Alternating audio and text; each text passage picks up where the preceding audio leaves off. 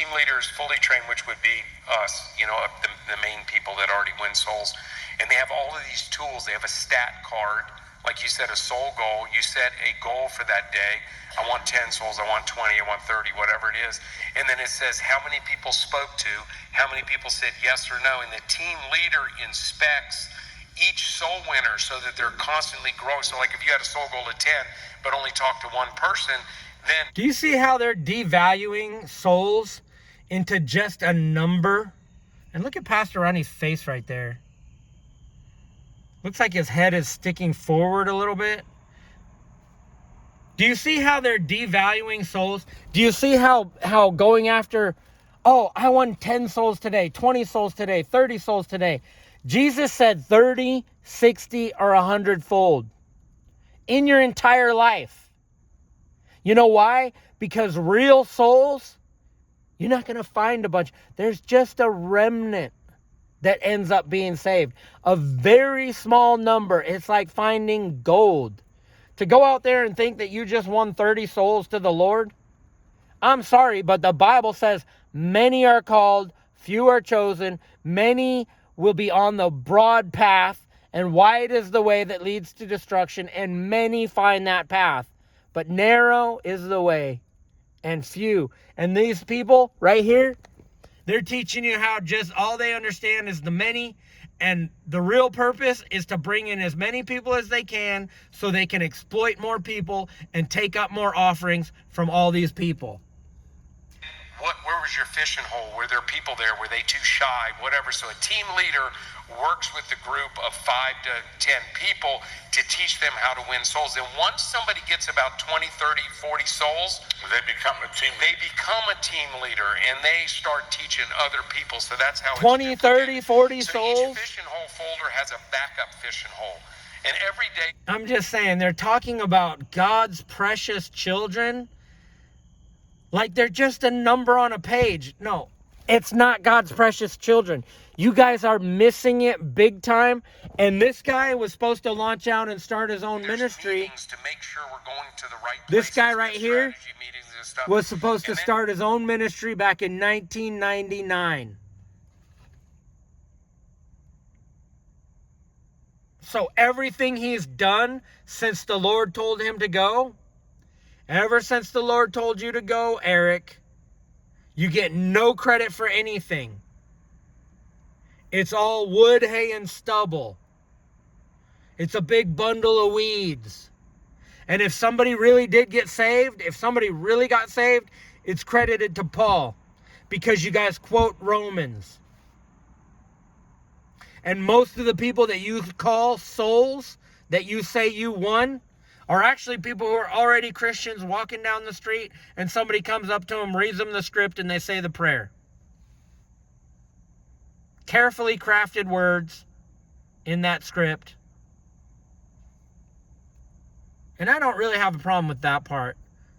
And well, I don't have a problem with them going out and sharing the gospel with everybody. What I have a problem with them doing is devaluing souls to numbers. Oh, we got 30, one guy got 30 souls today. Who cares about each individual, it seems? Listen, if somebody really, truly got saved, I'm just saying, it's like, you guys are just off, and you don't understand how far off you are. But I'll tell you this, you should have obeyed God, Eric. You should have done what the Lord said. Because now you got Pastor Satan Face over here. He's your master, Eric Gagnon. This is your master right here. The Bible says, worship the Lord your God and serve him only. But you have served Pastor Rodney and served him only. So no wonder you got a Satan face.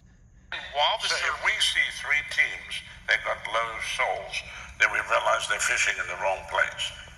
Absolutely. So then we move them to where there's a fishing hole. Right. Are you kidding me? Leaders are always looking like it always works like this. We have WhatsApp chats or Signal chats. So they don't care about about that one person who really needs Jesus. They just want a big number so that when they get up behind the pulpit, they can say, we won. 10,000 souls this week. And then when you give, remember, you're giving and you're sowing towards the gospel, towards us winning souls. And they take up the money. I'm telling you, they've just turned the people they're exploiting the people for money, just like 2 Peter says. 2 Peter chapter 2. That we communicate with everybody. And then we'll be cruising along, and all of a sudden you'll get a chat. There's 500 people here. We don't know what's going on. And then everybody diverts and goes there. So it's really a really cool system. And then at night, of course, the SWAT teams, we have people that go out soul winning, all the time. But then the SWAT teams, the soul winning attack teams, those are special forces, Green Beret, Navy SEAL. Those are people that we totally trust.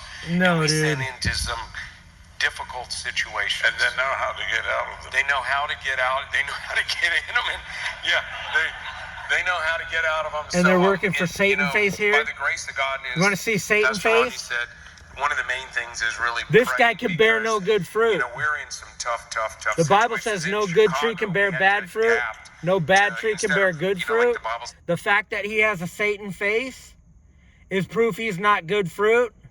And this is one of his disciples that this is how Satan drew 1/3 of innumerable and drew him down and cast him down. And he's one of the 1/3 of innumerable that's been cast down. Same with Timothy Eusta. That poor guy is so bound by idols and financial burden. There's 2x2. It was 4x4, 6x6. No girls. And the problem is you guys don't have a revelation of it because you're handed over to a powerful delusion. Because God rejected you a long time ago because you never obeyed him. You disobeyed him in everything. Pastor Rodney. This guy persecuted the prophets out of his church. And now he has a Satan face. When his daughter died, it was God's wrath on him. And then he went and made a vow. And you know what the Bible says about anybody who makes a vow? It says it in James chapter 5. You will be condemned. And Jesus said if you make a vow, he said it's of the devil. It's of evil. And let your yes be yes and your no, no. There's no need to make a vow to God. You guys have no idea. You're handed over to a powerful delusion that you believe the lie